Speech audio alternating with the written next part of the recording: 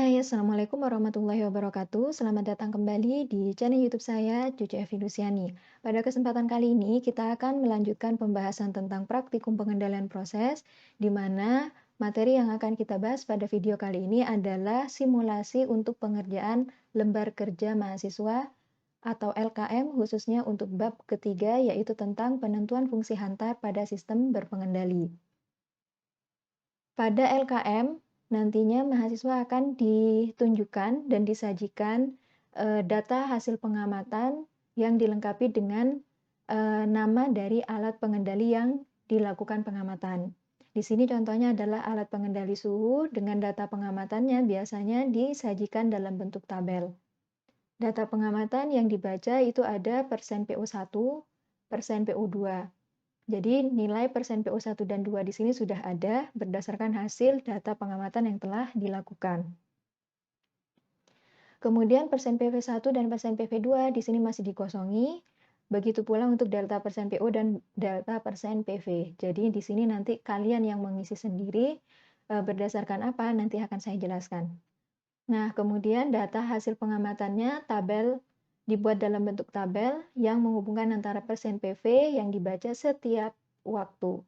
Interval waktunya di sini bisa terserah, yang penting interval waktunya harus sama. Kalau yang di sini, pada data ini, itu digunakan interval waktu selama 3 detik. Bisa juga 1 detik, kemudian 1 menit, ataupun yang lainnya, yang jelas di sini interval waktunya harus sama. Sehingga setiap interval waktu tertentu, persen PV-nya bisa dibaca. Ya.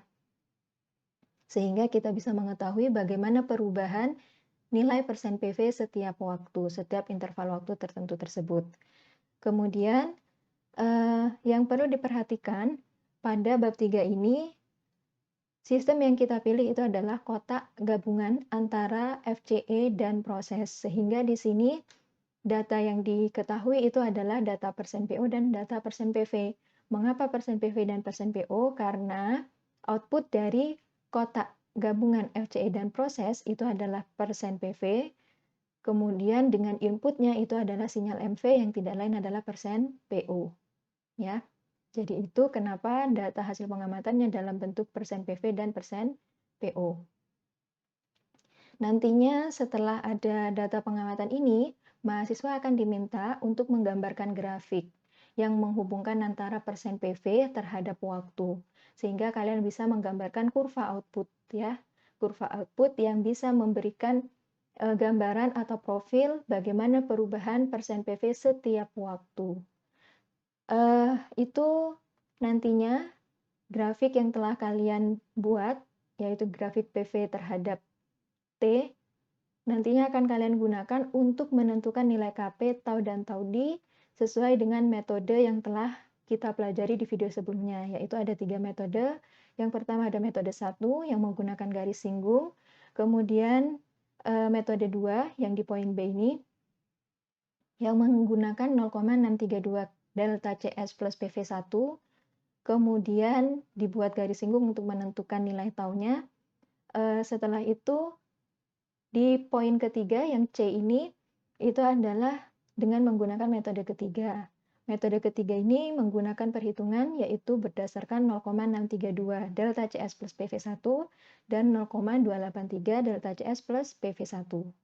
Jadi ini yang dilakukan nantinya setelah kalian mendapatkan nilai KP, tau, dan tau D berdasarkan tiap metode tersebut, kalian nanti diminta untuk menentukan fungsi transfer dari sistem yang telah kalian lakukan pengamatan berdasarkan nilai KP, tau, dan tau D pada masing-masing metode. Jadi fungsi transfernya itu nanti akan ada 3 berdasarkan metode 1, 2, dan 3. Nah, setelah kalian mengetahui bahwa yang akan kalian lakukan adalah ketiga poin ini, maka hal yang pertama yang harus kalian lakukan untuk menjawab ketiga poin ini pada masing-masing subbab ya, subbab poin yang pertama ada A, B, dan C, di mana tiap bab ini kalian diharapkan melakukan 3 hal ini, gitu ya. Hal yang pertama yang kalian harus lakukan pertama adalah mengisi nilai PV1 dan PV2 dulu. Nah, PV1 itu adalah, masih ingat ya pada pembahasan di bab sebelumnya, bahwa persen PV1 itu adalah nilai persen PV yang tercapai kondisi steady state-nya ketika persen PO1 atau tepat terjadinya perubahan persen PO. Makanya di sini persen PV1 itu bisa kita lihat berdasarkan nilai persen PV saat T sama dengan 0. Ya. Jadi persen PV1 ini kalian bisa langsung sama dengankan dengan sel dari PV ya ketika T-nya sama dengan 0. Langsung kalian buat sama dengan sel ini, gitu ya.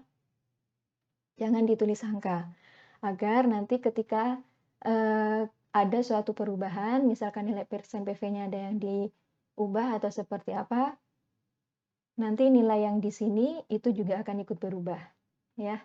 Sehingga tidak perlu kalian mengubahnya secara manual. Makanya kalau misalkan di situ tidak diketahui di dalam lembar kerja, berarti itu kalian tuliskan formula, ya. Berarti sama dengan sel yang mana, gitu. Itu adalah untuk persen PV1. Jadi persen PV1 adalah nilai PV kondisi steady state pada saat nilai persen PO1 atau saat T sama dengan 0. Ya. Kemudian persen PV2. Persen PV2 di sini adalah kondisi steady state, ya, nilai PV yang tercapai kondisi steady state-nya ketika nilai persen PO kedua. Nah, persen PO kedua kapan tercapai steady state? Ketika terakhir kan ya? Terakhir. Jadi kalian bisa sama dengankan dengan nilai pada saat T terakhir, nilai PV saat T terakhir. Nah, T terakhirnya di sini ya adalah terjadi pada 357 sekon. Sehingga kalian bisa tinggal sama dengankan dengan sel dari persen PV saat T-nya adalah 357 sekon. Oke, jadi itu untuk persen PV1 dan persen PV2. Kemudian ada delta persen PO. Nah, delta persen PO berarti ini juga harus dalam bentuk formula ya. Delta persen PO itu adalah selisih antara PO2 dikurangi PO1. Jadi sama dengan kalian arahkan ke sel untuk persen PO2 dikurangi dengan nilai persen PO pada sel di persen PO1. Ya. Kemudian delta persen PV juga sama, yaitu selisih antara nilai persen PV2, jadi arahkan ke sel di nilai persen PV2 ini dikurangi dengan nilai persen PV1, jadi arahkan ke sel yang di persen PV1, sehingga mendapatkan berapa nilai delta persen PO dan delta persen PV. Kira-kira kenapa kita perlu menghitung nilai delta persen PO dan delta persen PV? Ya, salah satunya untuk menentukan nilai KP atau gain proses. Di mana gain proses itu di video sebelumnya sudah saya jelaskan, nilainya itu adalah perbandingan antara delta output per delta input. Delta outputnya berarti delta PV per delta PO. Seperti itu ya. Makanya nanti ini dibagi dengan delta persen PO-nya. Sehingga nantinya bisa diperoleh nilai KP. Dan nilai KP untuk ketiga metode, ya, metode 1, 2, dan 3 itu nilainya sama. Kenapa nilainya sama? Karena dia tidak dibaca dari grafik.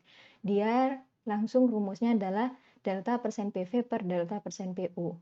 Sehingga nanti nilai KP di sini kalian bisa sama dengankan ya. Jadi sama dengan di delta persen PV per delta persen PO, kemudian agar kalian bisa copy paste di poin B, B2, dan poin C2, kalian bisa lakukan dengan absolut ya.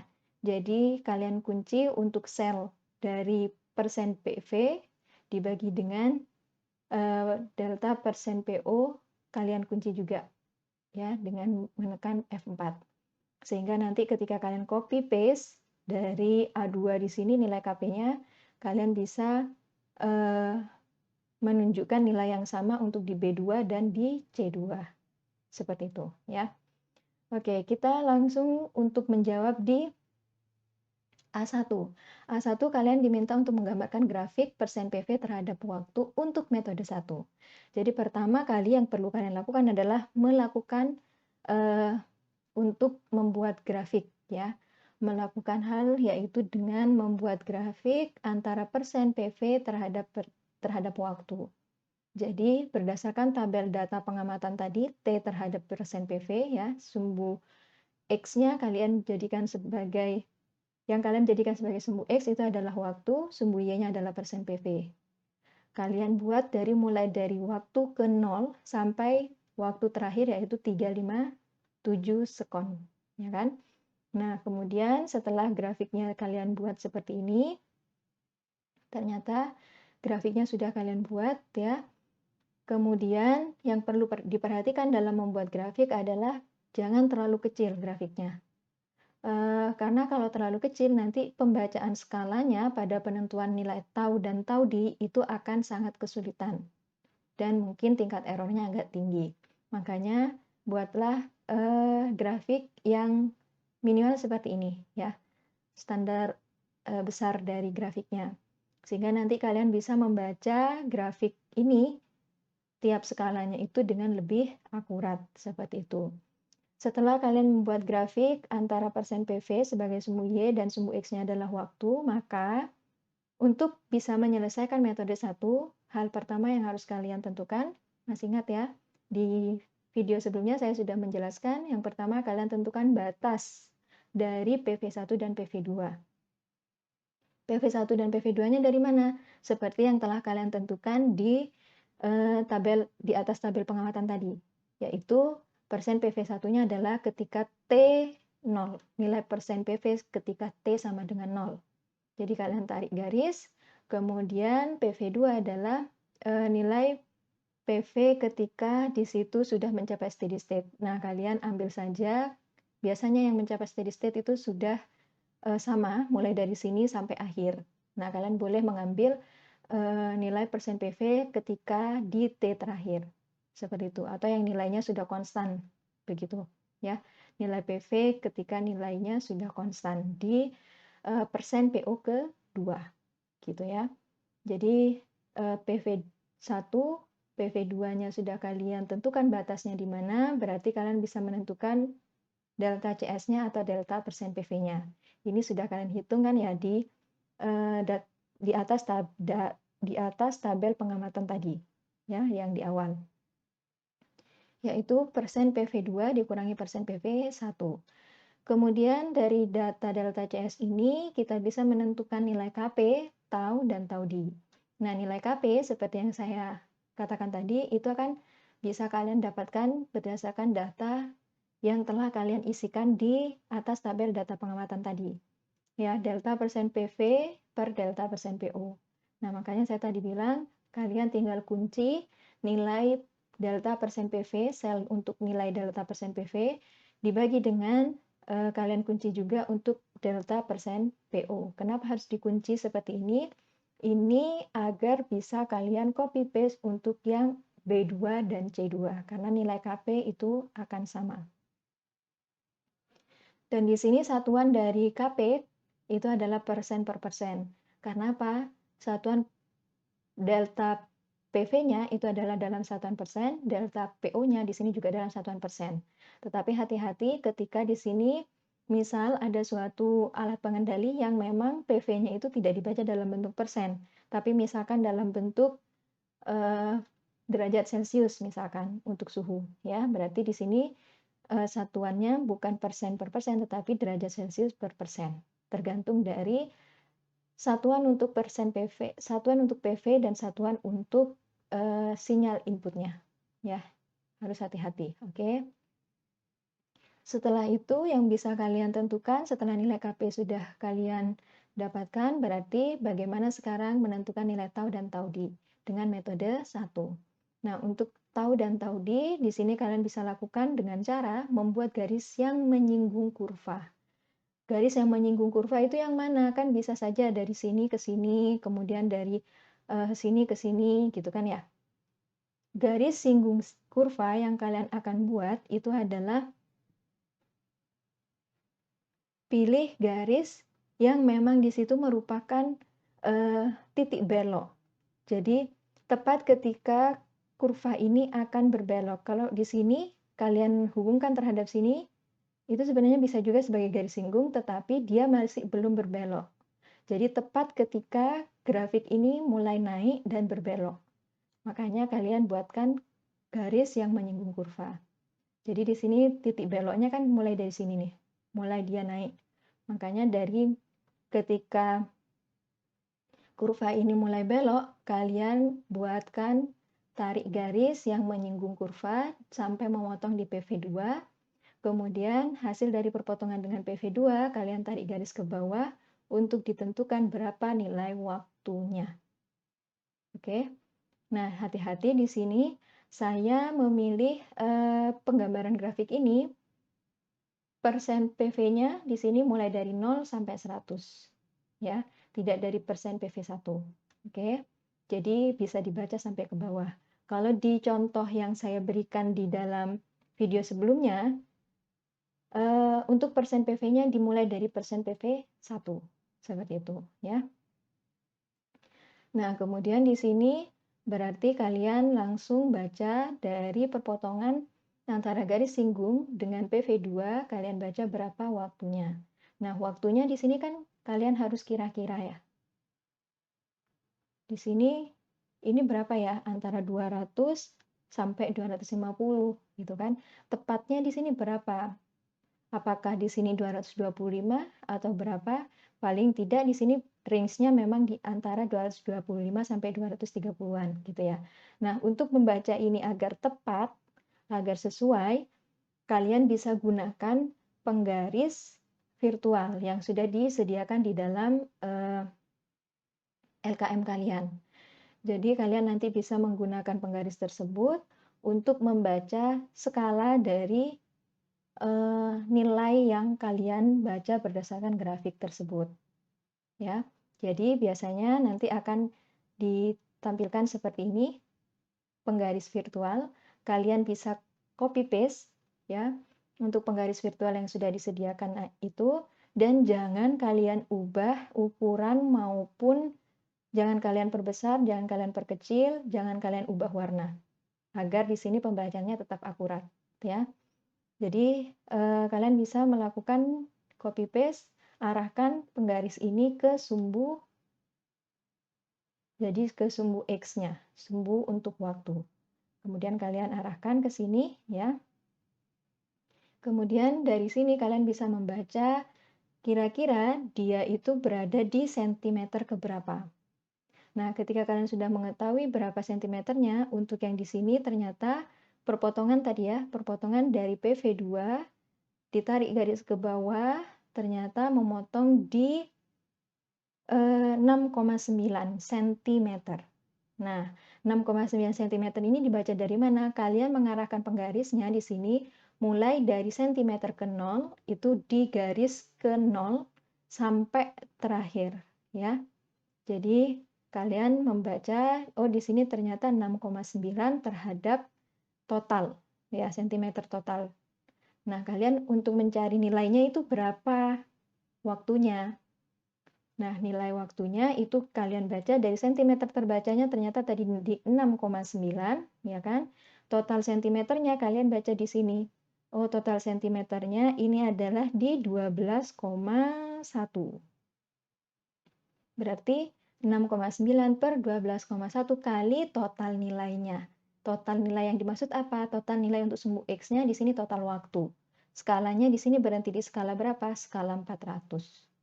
Ya, berarti 6,9 dibagi dengan 12,1 kali 400. Itu adalah nilai untuk waktu di sini yang terbaca.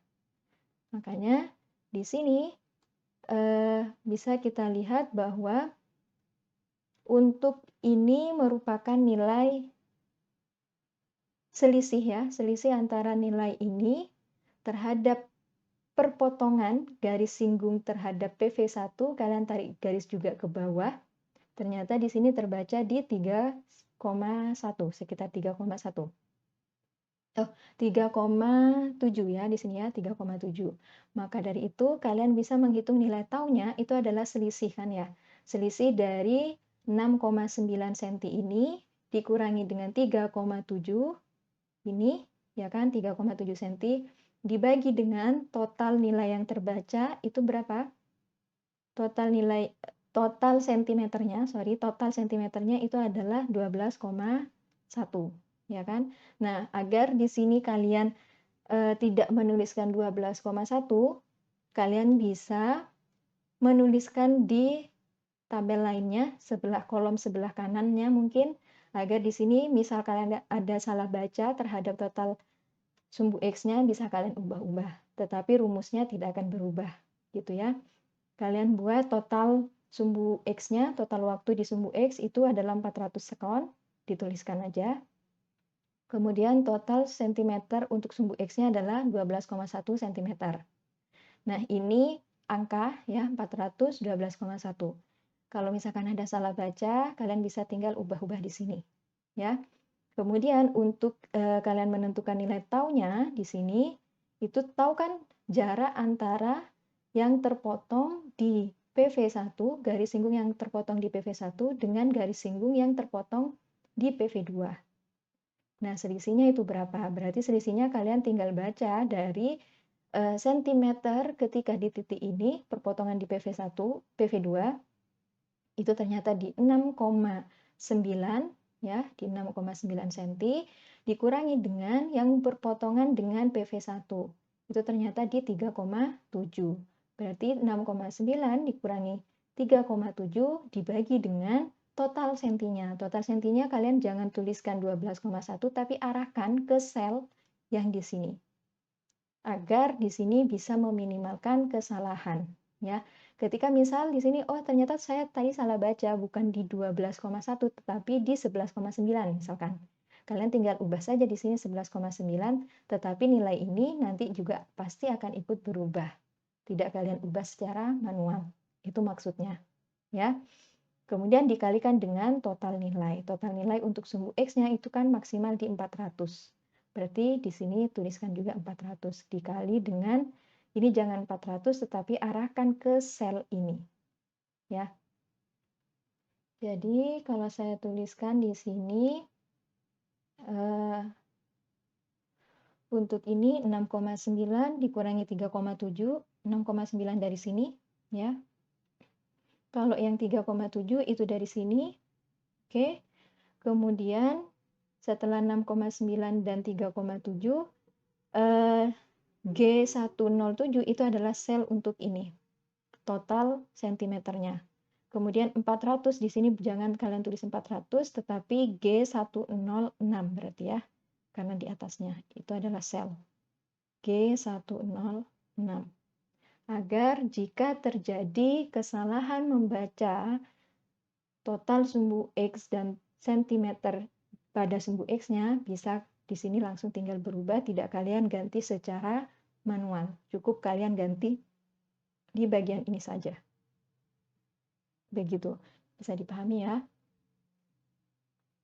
Jadi, kalau untuk metode 1 dalam penentuan tau ya, hati-hati di situ dalam penentuan tau itu dilakukan dengan cara membuat garis yang menyinggung kurva pada saat kurva tersebut mulai berbelok. Jadi di titik beloknya itu kalian buat garis singgung, sampai yang memotong di PV2 kalian tarik garis ke bawah, yang memotong di PV1 kalian tarik garis ke bawah. Kemudian kalian baca berapa sentimeter di perpotongan dengan PV2 tadi dan perpotongan dengan PV1 tadi. Selisihnya, selisih sentimeternya, kalian selisihkan, ya, dikurangi, kemudian dibagi dengan total sentimeter untuk sumbu X-nya, kemudian dikalikan dengan total waktu untuk skala di sumbu X. Ya, jadi di sini 400 berarti kalikan 400. Itu semua untuk total waktu dan total sentimeternya kalian arahkan ke sel. Jangan kalian tulis secara manual. Agar ketika ada salah baca dalam sentimeter ataupun waktu, total waktunya, itu bisa langsung di sini nilai taunya juga ikut langsung berubah, tidak kalian ubah secara manual. Oke, bisa dipahami ya untuk nilai tau pada metode 1. Kemudian untuk nilai tau D. Nilai tau D-nya itu berapa? Berarti nilai tau D di sini adalah nilai yang sebelum di perpotongan garis singgung terhadap PV1 sampai ke 0 di sini. Jadi dari 0 sampai ke perpotongan garis singgung terhadap PV1 itu merupakan nilai tau D. Berarti berapa? 3,7. 3,7 dibagi dengan total sentimeternya, arahkan ke dalam sel untuk total sentimeter, kemudian dikalikan dengan total waktu, arahkan ke sel untuk yang total waktu pada sumbu X-nya. Seperti itu ya, sehingga diperoleh sekian waktu. Nah, hati-hati, satuannya harus dicantumkan ya. Untuk tau dan tau D, karena di sini basisnya adalah waktu yang di sumbu X-nya terbaca pada saat waktu sekon. Berarti kalian harus memberikan satuan pada nilai tau dan tau D.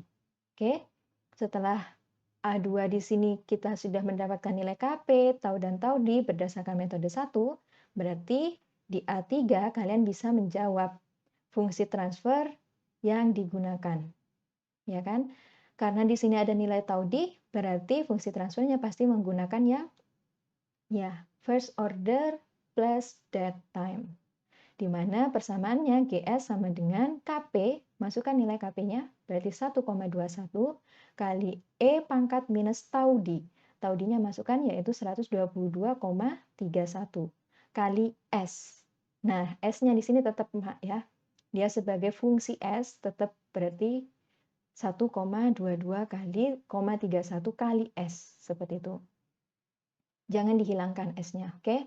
Kemudian dibagi dengan tau S plus 1. Berarti taunya kalian masukkan yaitu 105,78 S plus 1. Ya. Jadi ini adalah fungsi transfer yang diperoleh berdasarkan metode 1, di mana nilai KP-nya adalah 1,21, nilai tau D-nya adalah 1,22, 31, nilai taunya adalah 105,78. Sehingga persamaan yang digunakan adalah first order plus dead time. KP kali E pangkat minus tau DS per tau S plus 1.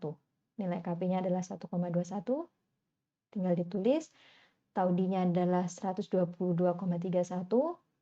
Taunya adalah 105,78. Seperti itu. Ya. Ini adalah untuk yang metode 1 yang menggunakan garis singgung.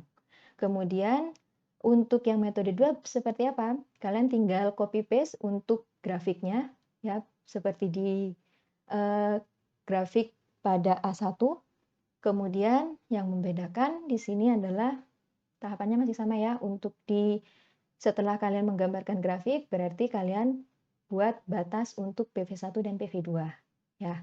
Kemudian setelah PV1 dan PV2, delta CS-nya kalian juga sudah bisa menentukan sehingga bisa menghitung berapa nilai KP, ya kan?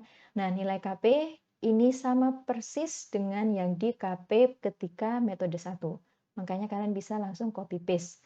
Kalau di copy paste selnya, karena kalian tadi di sini sudah mengunci, maka di situ nilainya pasti otomatis sama. Kalau masih belum kalian kunci, pasti nilainya di sini akan berbeda dengan yang kalian tuliskan KP pada metode 1. Karena selnya pasti akan ikut berubah. Ya, kalau di copy paste. Tetapi kalau sudah dikunci, ketika kalian copy paste selnya, pasti di sini akan sesuai dan sama dengan di KP untuk metode 1. Oke? Setelah KP berarti yang bisa kita tentukan, ingat, untuk metode 2 yang kita gunakan adalah 0,632 delta CS plus persen PV 1. Ya kan? Nah, pertama yang kalian harus tentukan adalah kalian mencari di mana letak titik sumbu Y ya pada saat 0,632 kali delta CS plus PV1 ini. Kalian hitung terlebih dahulu. Jadi kalian di sini hitung ya 0, sama dengan 0,632 kali delta persen PV yang di sel atas tadi sebelum tabel data pengamatan, arahkan ke sana selnya plus PV1.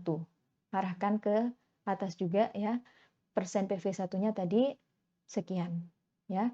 Kemudian pasti akan diperoleh, oh ternyata 0,632 kali delta CS plus PV1 ini terjadi di 69,13%. Artinya dia merupakan sumbu Y-nya, ya.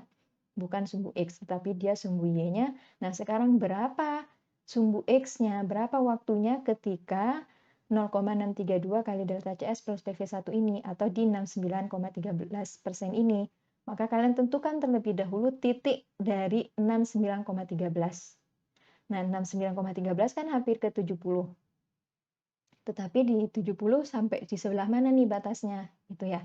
Maka kalian hitung berapa sentimeternya. Nah, kalian menghitung sentimeternya dari mana?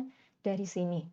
Ya, rumusnya sentimeter yang terbaca itu kalian bisa hitung dengan nilai yang terbacanya di situ berapa?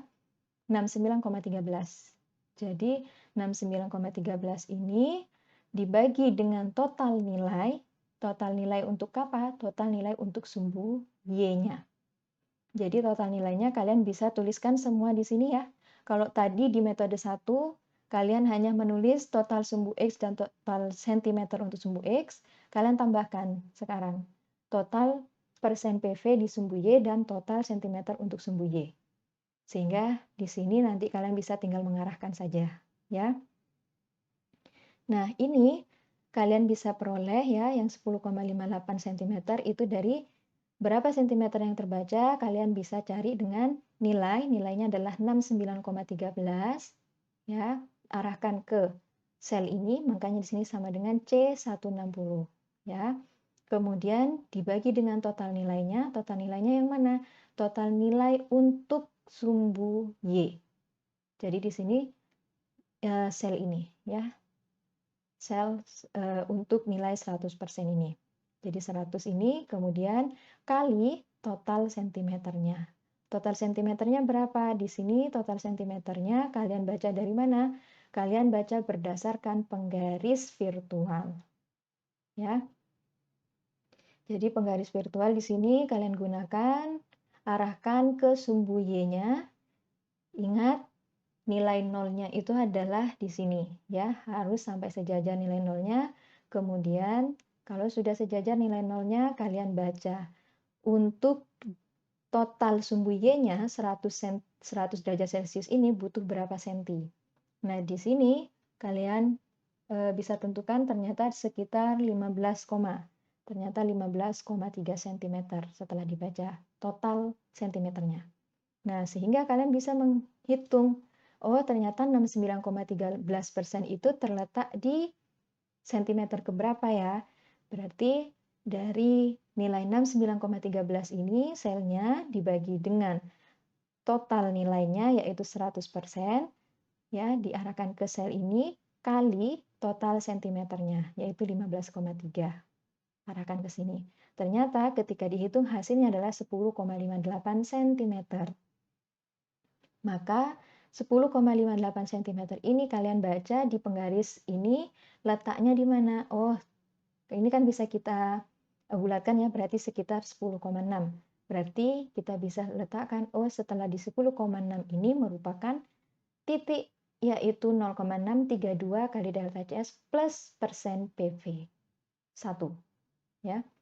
Nah, dari letak titik di persen PV yaitu 69,13% yang terletak di 10,6 cm ini, kalian tariklah garis sampai memotong atau menabrak kurva.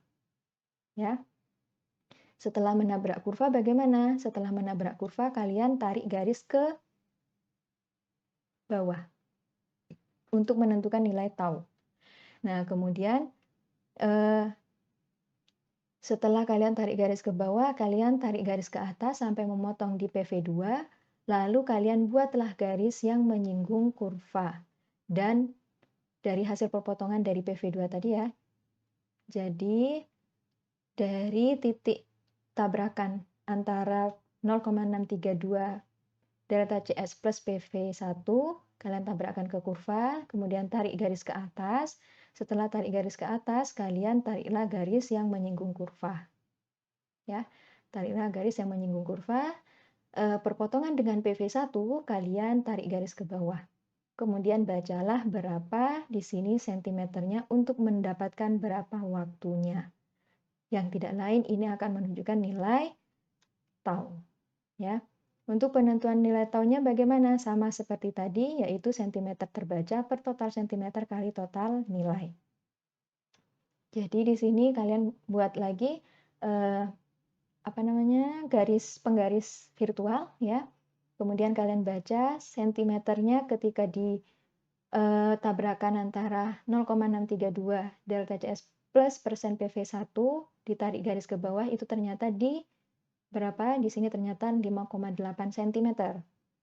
Sedangkan ketika ditarik garis ke atas sampai memotong PV2 dan ditarik garis yang menyinggung kurva, perpotongan dengan PV1 ditarik garis ke bawah ternyata di sini memotong di 3,9.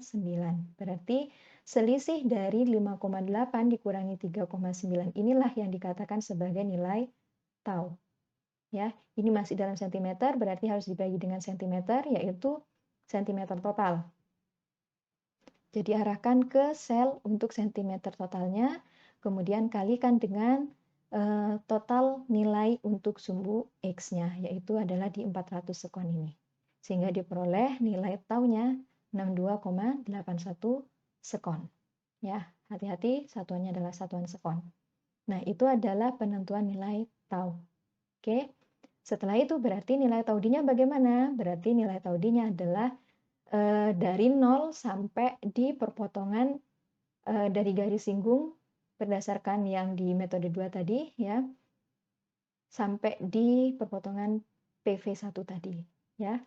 Di situ merupakan nilai tau D. Tau D-nya ternyata berapa? 3,9 cm berarti dibagi dengan total cm kalikan dengan total waktunya. Oke, sehingga diperoleh nilai tau D. Ya.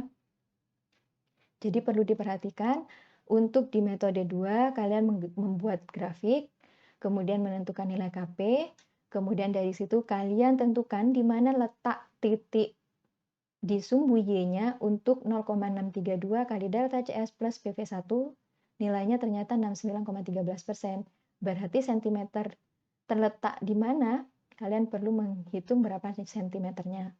Sentimeternya berarti itu dari ini ya, nilai berarti 69,13 ini dibagi dengan total nilai kalikan sentimeter untuk sumbu Y-nya, total sentimeter untuk sumbu Y-nya, yaitu adalah 15,3 cm. Ternyata terletak di 10,58 cm, berarti kalian tinggal menggambarkan di mana 10,6 ini letaknya, kemudian kalian tabrakkan ke kurva. Dari hasil tabrakan ke kurva tersebut, kalian tarik garis ke bawah dan tarik garis ke atas sampai memotong di PV2. Perpotongan dengan PV2, kalian tarik ya garis yang menyinggung kurva sampai memotong di PV1. Sehingga perpotongan dengan PV1 itulah kalian baca juga berapa sentimeternya. Selisih antara yang perpotongan dengan PV2 yang kalian tarik dari 0,632 delta CS plus PV1 ya dengan yang perpotongan yang dengan persen PV1 itu kalian tentukan sebagai nilai tau. Ya, taunya berarti kan selisih dari 5,8 ini cm dikurangi dengan 3,9 kali dibagi dengan total sentimeternya untuk sumbu X dikalikan dengan total waktu untuk sumbu X-nya sehingga diperoleh sekian untuk taunya.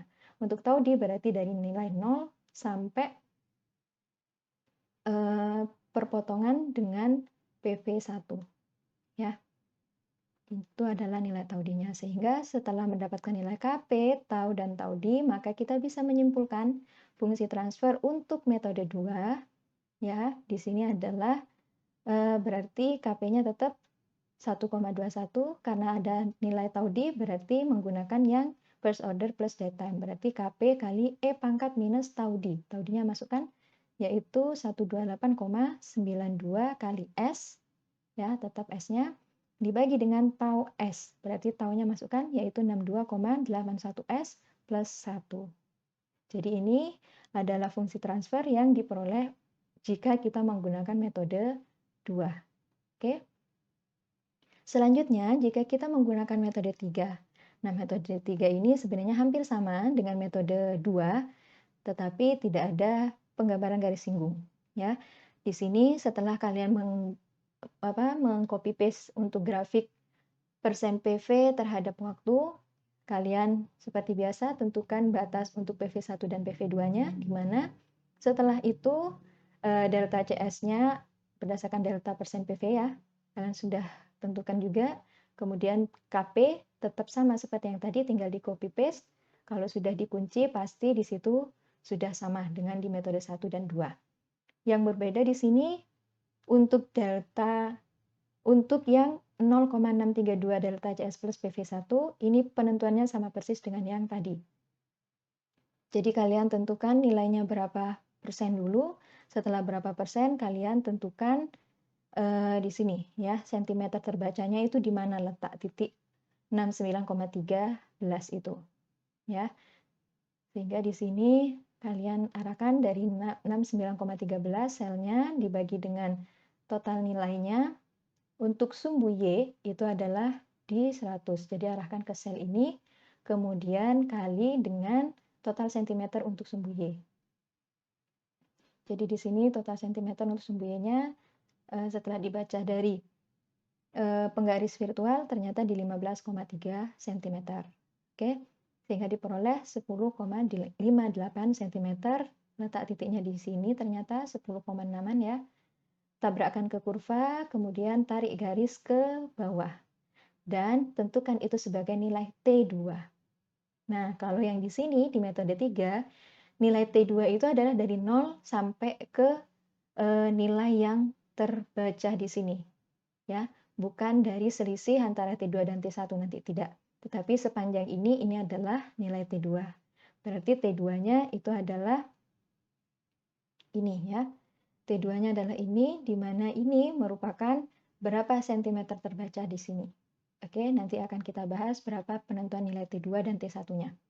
Nah, di sini untuk nilai, selain nilai 0,632 delta CS plus PV1, untuk di metode 3, kalian harus menentukan nilai T1 yang diperoleh dari perpotongan dari sumbu Y terhadap kurva ya, di mana sumbu Y-nya yaitu 0,283 kali delta CS plus PV1. Ini kalian hitung dulu berapa nilainya ya.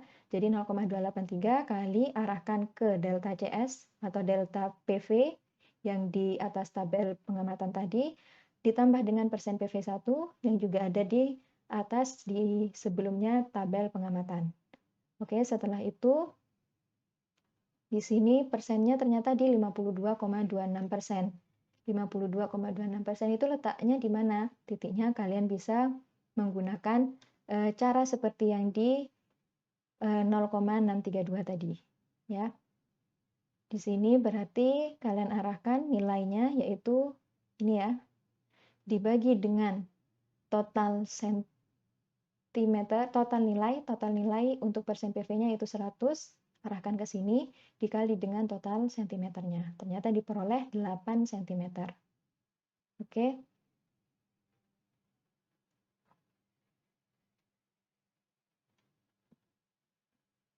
Nah, di sini sebenarnya ada yang keliru ya. Jadi di sini bukan C160 tetapi C untuk di 162 ini. Ya. Karena yang diarahkan nilai yang ini bukan nilai yang sebelumnya. Jadi intinya di sini adalah total nilai nilai yang terbaca pada saat nilai 0,283 kali delta CS plus persen PV1 ya. Kemudian dibagi dengan total nilai yaitu di persen PV sumbu Y-nya itu berapa, kemudian dibagi dengan dikali dengan total sentimeternya. Oke. Kemudian setelah itu didapatkan ternyata 8 cm. 8 cm berarti diarahkan pas di 8 cm pada penggarisnya. Ternyata di 8 cm itu yang merupakan 52 di sini ya berarti ya. Ini merupakan 52,26%. Kalian tabrakkan ke kurva, letak garisnya itu, kemudian tarik garis ke bawah. Nah, sepanjang 0 sampai di garis ini itu merupakan nilai T1. Nah, makanya kalian tentukan berapa nilai T1 dan T2-nya berdasarkan garis ya, di sini penggarisnya. Jadi penggarisnya di sini ternyata bacanya untuk T1 adalah 4,5 cm, untuk T2 ternyata di 5,8 ya. Makanya di sini 4,5 kali. Nah, ini di absolut karena apa? Biar bisa langsung di copy paste untuk di T2, hanya mengganti nilai sentimeternya. Jadi di T1 kan tadi terbacanya 4,5 cm, berarti 4,5 cm ya, 4,5 cm dibagi dengan total sentimeternya untuk sumbu X dikali dengan total waktu untuk sumbu X. Ternyata 400 ya. Dan ternyata dapatnya T1 itu adalah 100. Sorry, ini adalah T1, ini adalah T2. Pokoknya T2 itu yang lebih besar dibandingkan untuk yang T1. Di sini T, salah ya ini ya. Jadi ini adalah T1. Ini adalah T1, ini adalah T2. Kemudian ini bukan C160 seperti yang di sini, tetapi ini adalah yang di sini. 160, 161, 62. Berarti 162. Untuk ini tetap ya. Jadi ini adalah dibagi dengan nilai untuk PV, kemudian ini adalah total nilai untuk sumbu Y-nya. Gitu ya. Jadi T1-nya itu berarti tadi 4,5, 4,5 dibagi dengan ini adalah total sentimeter untuk sumbu X dikali dengan total nilai untuk sumbu X. Oke. Nah, di T2 tadi terbaca di 5,8 di sini, ya kan? 5,8 cm berarti 5,8 sama kalikan dengan 12,1 kali dibagi dengan 12,1 dikali dengan yang 400 sekon. Oke, sehingga diperoleh dari sini ternyata diperoleh nilai T1 adalah 148,76 sekon, T2 adalah 191,74 sekon. Sehingga kita bisa menghitung nilai tau, di mana tau rumusnya untuk yang metode 3 itu adalah 1,5 atau 3/2 kali T2 minus T1. T2-nya itu adalah yang ini ya, 191 dikurangi dengan yang 148. Makanya di sini T2 minus T1 karena lebih panjang T2 dibandingkan T1. Oke. Nilainya pasti positif. Oke. Di sini ternyata ketemu nilai taunya adalah 64,46 sekon. Setelah itu, kita tentukan nilai tau D. Nah, tau D untuk metode 3 itu adalah T2, yaitu 191 ini, dikurangi dengan tau, dikurangi dengan 64,46. Sehingga diperoleh 127,27 sekon. Sehingga setelah kita mengetahui nilai KP, tau, dan tau D berdasarkan metode 3, kita bisa menyimpulkan bahwa di C3 ya, poin C3 yaitu fungsi transfer dari pengendali suhu pada contoh pengerjaan LKM ini adalah sebagai berikut, yaitu GS sama dengan KP-nya kalian masukkan yaitu 1,21 kali E pangkat minus tau D. Tau D-nya kalian masukkan yaitu 127,27 kali S. S-nya di sini tetap dimasukkan karena S di sini merupakan fungsi, ya, fungsi S. Kemudian dibagi dengan 64,46 untuk nilai taunya kali S. S-nya di sini tetap dimasukkan juga karena ini merupakan fungsi S, bukan satuan, ya, bukan satuan sekon. Tetapi di sini adalah fungsi S plus 1. Maka untuk metode 1, 2, dan 3 kita sudah mendapatkan persamaan fungsi transfernya masing-masing sehingga kita bisa memberikan kesimpulan bahwa untuk metode 1, 2, dan 3 biasanya di sini memberikan nilai untuk KP yang sama. yaitu tadi 1,21. Kenapa KP-nya sama? Karena nilai KP itu diperoleh dari persamaan delta persen untuk output atau PV dibagi dengan delta persen untuk input, yaitu persen PO. Sehingga dari sini kita bisa mengetahui ya, kita lihat di sini untuk nilai KP semuanya sama. Nilai KP-nya semuanya sama, yaitu 1,21. Ini 1,21 ya. Kemudian metode 1, 2, dan 3, nilai KP-nya semuanya sama. Kemudian untuk nilai taunya di sini untuk metode 1, 2, dan 3 berbeda. Yang agak sama itu adalah metode 2 dan metode 3 untuk nilai tau. Kemudian untuk nilai taudinya itu adalah untuk metode 1, 2, dan 3 nilainya hampir sama. Ya. Jadi dari sini kalian bisa mengetahui bahwa seharusnya ketika nanti kalian mengerjakan LKM, di situ nilai KP-nya pasti sama semua untuk 3 metode itu. Tetapi kalau untuk nilai taunya, metode 1 di situ memberikan nilai tau yang berbeda dengan metode 2 dan 3. Mengapa berbeda? Karena untuk metode 1 dia menggunakan garis singgung. Sedangkan pembacaan garis singgung tiap orang itu biasanya agak berbeda. Sehingga makanya di sini untuk penentuan nilai tau dengan metode 1 itu bisanya memberikan nilai yang tidak seperti di metode 2 dan metode 3. Tapi untuk metode 2 dan metode 3 di sini menunjukkan nilai yang hampir sama untuk nilai taunya. Sedangkan kalau untuk nilai taudinya, seharusnya di sini untuk metode 1, 2, dan 3 itu menunjukkan nilai yang hampir sama. Jika pembacaan skala dan penentuan perhitungannya kalian benar untuk ketiga metode tersebut.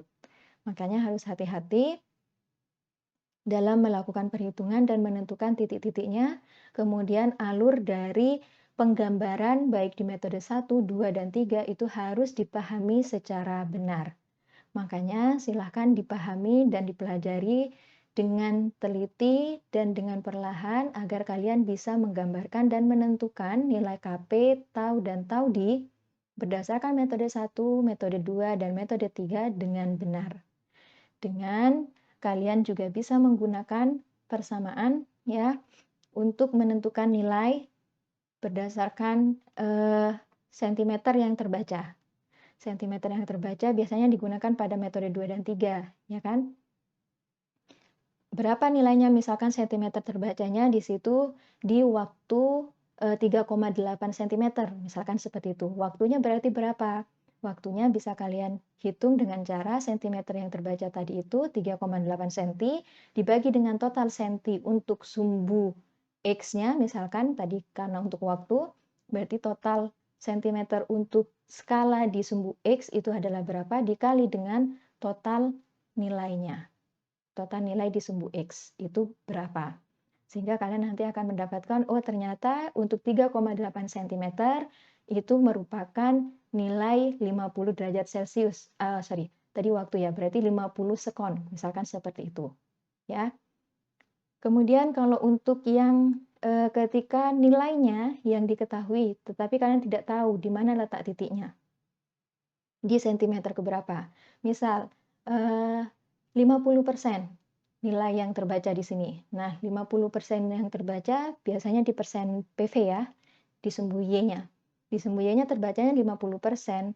50% ini terletak di garis yang titik keberapa ya, sentimeter keberapa ya, gitu kan. Berarti kalian bisa menghitungnya dengan cara 50% tadi dibagi dengan total nilai untuk sumbu Y kali dengan total sentimeter untuk sumbu Y-nya. Sehingga nanti akan diperoleh berapa sentimeter yang seharusnya di situ kalian letakkan titik 50%. Oke, jadi mungkin itu yang bisa saya sampaikan untuk simulasi dalam pengerjaan LKM untuk bab 3 ini. Materinya memang agak panjang dan agak membutuhkan tingkat ketelitian yang tinggi, sehingga perlu perlahan-lahan dan perlu teliti dalam mengerjakan tiap metode ini. Oke. Selamat belajar, semoga bisa dipahami dan semoga bisa bermanfaat. Kurang lebihnya mohon maaf, saya akhiri. Wassalamualaikum warahmatullahi wabarakatuh.